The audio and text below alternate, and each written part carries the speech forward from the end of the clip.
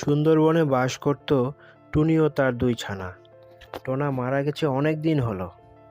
ছানাদের নিয়ে টুনি অনেক কষ্টে বসবাস করে। টুনি কাকের বাসায় কাজ করে কোনো রকমে সংসার চালায়, কারণ কাক তাকে ঠিক মতো টাকা পয়সা দিত না, মাঝে মাঝে শুধু খেতে দিত। কাক ওই বনের মধ্যে সবচেয়ে ধনী পাখি ছিল। তার অনেক কিছু ছিল, তারপরেও সে অন্যের ভালো দেখতে পারত না। সে চায় না কেউ তার মতো বড়লোক হয়ে যাক। একদিন কাক তার স্ত্রীর সাথে বসে কমলা খাচ্ছিল। টুনির ছানারা তা দেখতে পায়। মা, ওগুলো কি? ওগুলো কমলা বাচ্চারা। মা, আমরা কমলা খাবো। চাইলেই পাওয়া যায় না? কমলার কত দাম জানিস তোরা? যা এখান থেকে এখন। কাকের কথা শুনে টুনি খুব কষ্ট পায়, আর মনে মনে ভাবে বাড়ি ফেরার সময় কমলা কিনে নিয়ে যাবে বাচ্চাদের জন্য। কিন্তু তার কাছে তো টাকা নেই। সে আজ কাকের কাছে তার পাওনা টাকা চাইবে। টাকা দিলে তা দিয়ে সে বাচ্চাদের জন্য কিছু নিয়ে যাবে। রাজু ভাই, আমার কাজের টাকাটা যদি দিতেন তাহলে বাচ্চাদের জন্য কিছু ফল কিনে নিয়ে যেতে পারতাম। অনেক দিন থেকে তাদের ভালো কিছুই কিনে দিতে পারি না। কিসের টাকা? যা কাজ করো তার জন্য আবার টাকা দিতে হবে? আর গরিবের বাচ্চার এত ফল খাওয়ার শখ কিসের? হ্যাঁ, আমি কোনো টাকা পয়সা দিতে পারবো না তোমাকে।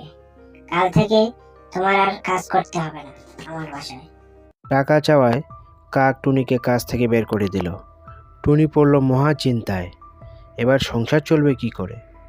কাকের কাছে যা কিছু পেত তাও বন্ধ হয়ে গেল। এদিকে বাচ্চারা ঘরে ফিরে আবার কমলা খাওয়ার জন্য বায়না ধরে। মা, মা, আমরা কমলা খাবো। এনে দাও না মা। কমলা তো এর আগে আমরা কখনোই খাইনি। শুধু একটা কমলা এনে দাও আমাদের। বাচ্চারা, আমার কাছে যা আছে তা খরচ করে ফেললে সংসার চলবে কি করে? এমনিতেই এখন আর কোনো কাজ নেই আমার। ঘরে বসে বসে খেলে তাও শেষ হয়ে যাবে একদিন। তাই আমাদের একটা কাজ করতে হবে। কি কাজ মা? আমার কাছে যা আছে তা থেকে কিছু টাকা দিয়ে কমলার চারা কিনে এনে আমরা চাষ করি। যখন গাছে কমলা হবে তখন তোমরা অনেকগুলো খেতে পারবে, আর বাকি কমলাগুলো বিক্রি করে আমাদের সংসার সুন্দর চলবে। তুমি ঠিক কথাই বলেছ মা। আমরা কমলার বাগান করে অনেক বড়লোক হয়ে যাব। চলো আজকে আমরা কমলা চারা কিনে আনি। না বাচ্চারা, না। আগে চারা কিনে আনলে তা মারা যেতে পারে। প্রথমে আমাদের জমি তৈরি করতে হবে। এর জন্য জমি ভালোভাবে চাষ করে নিতে হবে। তারপর বাজার থেকে উন্নত মানের উচ্চ ফলনশীল চারা কিনে আনতে হবে। টুনি তার জমানো টাকা থেকে কিছু টাকা নিয়ে বাচ্চাদের সঙ্গে করে বাজারে চলে গেল, আর বাজার থেকে কমলার চারা কিনে এনে জমিতে রোপণ করলো।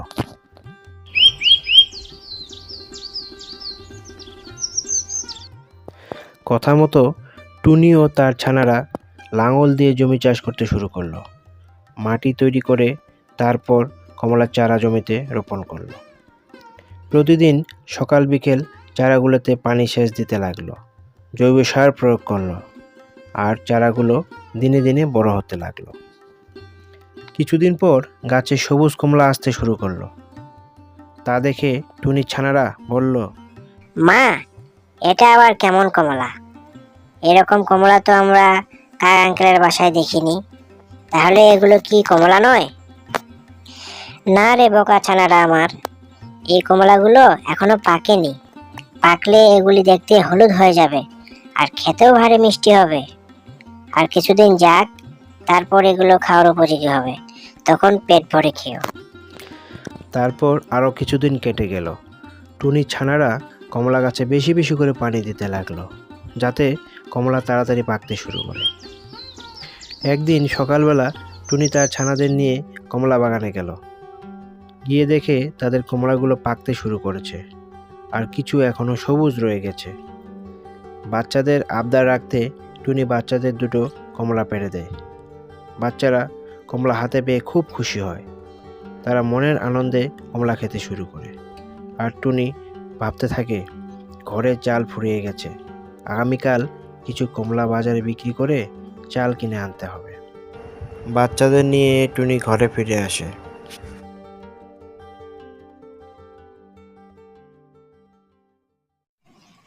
বাচ্চারা, তোমরা এখন বাড়ির বাইরে খেলা করো, আমি রান্না বান্না শেষ করে নিই। এদিকে কাকের স্ত্রী কাকলি অসুস্থ হওয়ায় কাক বিপদে পড়ে গেছে। সে এসেছে টুনিকে ডাকতে, যাতে সে আবার কাজ করতে যায় কাকের বাড়িতে। টুনি, তোমার কাকলি ভাবি তো খুব অসুস্থ, তাই বলছি তুমি যদি কিছুদিন আমাদের ঘরে কাজগুলো করে দিতে, আমি তোমাকে তোমার পাওনা টাকাগুলো সব দিয়ে দিতাম। টুনি অনেক চিন্তা করে দেখে কাক বিপদে পড়ে আমার কাছে এসেছে, আমার উচিত তাকে সাহায্য করা। এই চিন্তা করে টুনি কাকের বাসায় কাজ করতে যেতে রাজি হয়। আচ্ছা রাজু ভাই, আমি কালকে থেকে আপনাদের বাড়িতে কাজ করতে চলে যাব, কোনো চিন্তা করবেন না। এই কথা শুনে কাক টুনির বাড়ি থেকে বের হয় তার ঘরের উদ্দেশ্যে। বাইরে বের হতেই তার চোখে পড়ে অনেকগুলো বড় বড় কমলার গাছ, আর তাতে পাকা পাকা কমলা ধরে আছে। কাক বুঝতে পারে এগুলি নিশ্চয়ই টুনির কমলার গাছ। এত কমলা যদি টুনি বাজারে গিয়ে বিক্রি করে, তাহলে সে আমার থেকেও বড়লোক হয়ে যাবে। না, এটা কোনোভাবেই হতে দেওয়া যায় না। তাহলে সে আর আমাদের বাড়িতে কাজ করতে যাবে না। এটার আজকে একটা ব্যবস্থা করতে হবে। কাকের মনে হিংসার আগুন জ্বলে ওঠে। সে কখনোই চায় না মনের অন্য কোনো পাখি তার চেয়ে ধনী হোক। কেউ একটু ধনী হতে শুরু করলেই কাক তার পিছনে পড়ে যায় ক্ষতি করার জন্য। এবারও কাক তাই করলো।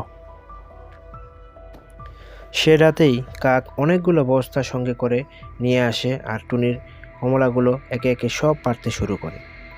কমলা পাড়া হয়ে গেলে সে তা বস্তায় ভর্তি করে আর কাঁধে করে ঘরে নিয়ে যায়। সকাল হতেই তা বাজারে কম দামে বিক্রি করে দেয়। এদিকে টুনি আর তার ছানারা সকালবেলা কমলা পাড়তে বাগানে যায়, আর গিয়ে দেখে তাদের গাছে একটি কমলাও নেই। টুনি বসে বসে সেখানেই কাঁদতে শুরু করে। হায় হায়, আমার কি সর্বনাশ হয়ে গেল! হায় হায় রে, কত কষ্ট করে গাছ লাগালাম, পানি সেচ দিলাম, ফল ধরলো, আর আজ সেই ফল অন্য কেউ চুরি করে নিয়ে গেল। এত বড় সর্বনাশ আমার কে করলো? যেই করুক তার কোনোদিন ভালো হবে না। পাপের শাস্তি সে একদিন না একদিন ঠিকই পাবে। উপায় না পেয়ে টুনি বাচ্চাদের তার ঘরে রেখে কাকের বাড়িতে কাজ করতে চলে যায়। যদি কিছু পাওয়া যায় তা দিয়ে দুবেলা দুমুঠো খেয়ে বাচ্চাদের নিয়ে কোনো রকমে বাঁচতে পারবে। টুনি, তুমি এসেছো, ভালোই করেছো। তোমার ভাবি খুব অসুস্থ, আমি একা কিছুতেই সামলাতে পারছি না। তুমি এসেছো, খুব উপকার হলো আমার। তুমি চিন্তা করো না টুনি, আজ তোমার সম্পূর্ণ টাকা দিয়ে দেব। টুনি তা শুনে খুব খুশি হয়। আজ সে বাচ্চাদের জন্য কিছু ভালো খাবার কিনে নিয়ে যাবে।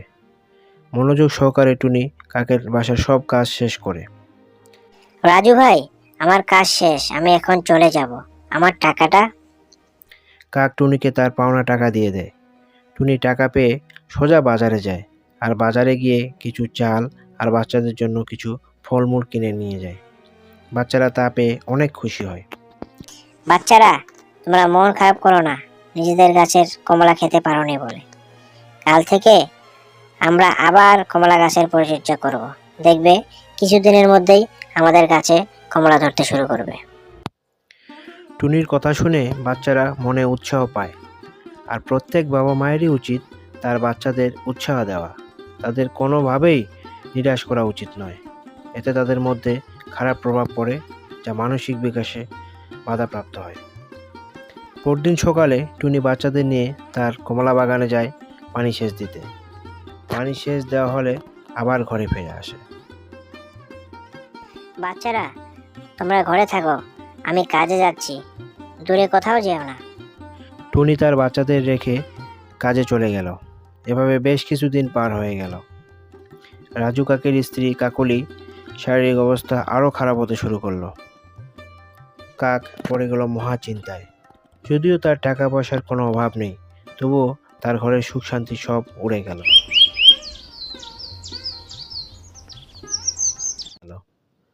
হঠাৎ কাক একদিন ঘুম থেকে উঠে দেখে তার স্ত্রী কাকলি ঘরের মেঝেতে পড়ে আছে। তুলতে গিয়ে দেখে সে মারা গেছে। কাক খুব ভেঙে পড়ে আর আস্তে আস্তে নিজের ভুল বুঝতে পারে। যে অন্যের ক্ষতি করলে তা কোনো না কোনোভাবে নিজের উপরে এসে পড়ে। আমি টুনির সাথে অনেক অন্যায় করেছি, তার প্রাপ্য টাকা তাকে দিইনি, তার অনেক কষ্টের কমলা বাগানের সব কমলা চুরি করে বিক্রি করে দিয়েছি। আমার অবশ্যই টুনির কাছে ক্ষমা চাওয়া উচিত। পরদিন টুনি কাজে আসলে কাক তার সব দোষ স্বীকার করে টুনির কাছে ক্ষমা চায়। টুনি, আমি তোমার সাথে অনেক অন্যায় করেছি, যার কারণে আমি আজ সব থেকে নিঃস্ব। আমার আর কেউ নেই। হিংসার বশে আমি তোমার অনেক ক্ষতি করেছি। আমাকে তুমি ক্ষমা করে দাও। আমি আজ বুঝতে পেরেছি হিংসার তুল্য পাপ নেই, আর ক্ষমার তুল্য ধর্ম নেই। কাক নিজের ভুল বুঝতে পারায় টুনি তাকে ক্ষমা করে দেয়। টুনি সর্বদাই বনের অন্য পাখিদের চেয়ে আলাদা, সে সৎ ও উদার। এবারও তার প্রমাণ পাওয়া গেল। পরন্ত বিকেলে টুনি বাচ্চাদের নিয়ে তার বাগানের কমলা পাড়তে লাগলো, আর বাচ্চারা সেখানেই কমলা খেতে শুরু করলো।